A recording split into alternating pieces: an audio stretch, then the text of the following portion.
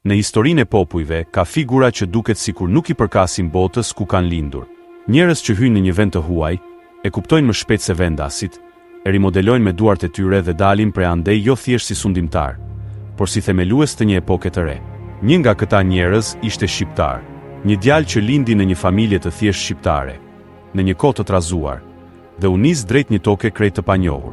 Njeriu që historia do ta quante babai I Egjiptit modern. Ai quhej Muhamed Ali Pasha. Dhe kjo është historia e shqiptarit që u bë mbreti I Egjiptit. Rënjët e tij nisin në një fshat të qetë shqiptar, Zëmblakun e Korçës.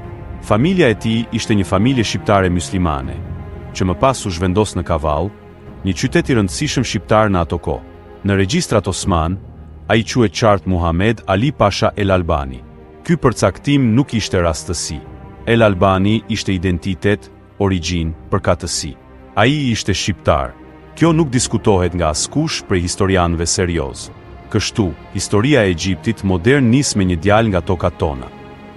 Jeta e tij e hershme ishte e vështirë, pa privilegje, pa shkollë të madhe. Për të jetuar, ai punonte me tregti të vogla, taksa, dhe më vonë si pjesë e një administrate lokale. Por ajo që e veçonte nuk ishte pasuria, ishte aftësia për të kuptuar njeriun, për të organizuar njerëzit dhe për të fituar respektin pa armë. Kjo do të shfaqej më vonë në Egjipt, por edhe në Kavall ishte e qartë se Muhamedi kishte një lloj karizme të lindur, një pjekuri të rrallë në një moshë të re. Njerëzit flisnin për të si për një njeri që kishte dhuratën e natyrës, të marrë vendime të sakta në momente të vështira. Në fillim të viteve 1800, Egjipti ishte një vend I shkatëruar. Luftërat me Napoleonin kishin lënë gjurmë të thella. Mamelukët sundonin me dhunë, njerëzit ishin të friksuar. Perandoria osmane kishte humbur kontrollin, dhe në rrugë sundonte kaosi. Në këtë situatë, sultani urdhëroi dërgimin e një force shqiptare, e cila do të stabilizonte vendin dhe do të rikthente qetësinë. Mes atyre djemve shqiptar ishte edhe Muhamed Ali. Egjiptianët, të lodhur nga masakrat e mamelukëve, pante trupat shqiptare një shpresë për rend, dhe në krye të tyre, një prijes të qetë, të vendosur, që nuk e ngrinte zërin, por vepronte. Muhamed Ali mori komandën natyrshëm, jo me forcë. Ai nisi të vendoste rregull nëpër qytetet e shkatëruara, të negocionte me shejkët vendas, të fitonte simpatinë e popullit dhe të ulte tensione. Brenda pak muajsh, egjiptianët kuptuan se shqiptari nuk ishte thjesht një ushtar. Ai ishte njeriu që vendi kishte nevojë. Në vitin 1805, ndodhi ajo që askush nuk e kishte parë të mundur. Populli egjiptian, I bashkuar me ulema, tregtar dhe krerë të qyteteve, kërkoi zyrtarisht që Muhamed Ali Pasha të bëhej sundimtari I ri I Egjiptit. Ky ishte një akt I paprecedent. Një vend I tërë kërkonte një shqiptar si mbret të tyre. Perandoria osmane nuk kishte zgjidhje tjetër veç se ta pranonte.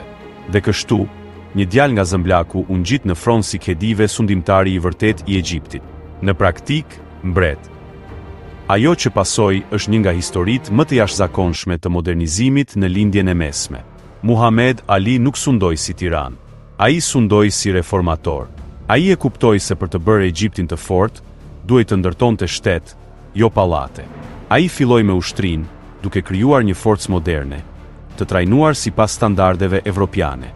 Pastaj kaloi te ekonomia, duke ngritur industri të reja, fabrika tekstilesh, punishte të mëdha sheqeri dhe një rrjet të tërë të bujqësisë së përparuar. Ai ndërtoi administratë moderne, hapi shkolla, krijoi spitalet e para të standardizuara, dërgoi studentë egjiptianë në Evropë për të mësuar shkencë, mjekësi dhe inxhinieri. Në një kohë ku shumë vende të lindjes së mesme ishin ende feudal, Egjipti I Muhamed Ali Pashës po bëhej fuqi rajonale. Ai ndërtoi portet e mëdha, forcoi tregtinë, përgatiti bazat për kanalin e Suezit dhe ndërtoi flotën më moderne të mesdheut lindor. Brenda pak dekadash, Egjipti ishte I pavarur praktikisht nga perandoria osmane, dhe të gjitha këto I bëri një shqiptar. Por suksesi I tij nuk qëndron vetëm te reformat, qëndron te fakti se ai krijoi një dinasti. Pas tij, Egjiptin do ta sundonin pasardhësit e tij shqiptar për gati 150 vjet. Ungjji I tij, Ismail Pasha, do të luante rol kyç në hapjen e kanalit të Suezit. Më vonë, mbreti Fuad dhe pastaj mbreti Faruk do të mbanin ende mbi vete gjakun shqiptar. Faruku, ndonse I njohur për lukset e tij, ishte vazhdimi I fundit I një dynastie shqiptare që sundoi Egjiptin deri në vitin 1952. Me rënjen e Farukut dhe ardhjen e Nasserit, epoka e shqiptarëve në Egjipt mori fund, por trashëgimia e tyre është e pamohueshme. Sot, çdo egjiptian e di se kush ishte Muhamed Ali. Ai ka statuja, pallate, muze, madje i ka dhënë formë të gjithë shtetit modern. Çdo student i historisë egjiptiane mëson që në fillim se Egjipti modern është vepër e Muhamed Ali Pashës. Dhe Muhamed Ali Pasha është shqiptar, me origjinë nga Korça. Kjo histori është një nga shembujt më të fortë se si shqiptarët, edhe kur largohen nga vendi i tyre, shpesh bëjnë atë që nuk pret askush. Ata përshtaten, luftojnë, krijojnë dhe në disa raste bëhen mbretër.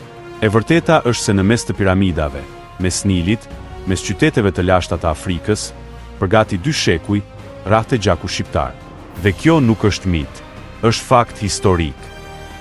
Sot, nëse ecën në Kairo dhe sheh pallatin e Muhamed Ali Pashës, aty nuk sheh thjesht një ndërtesë.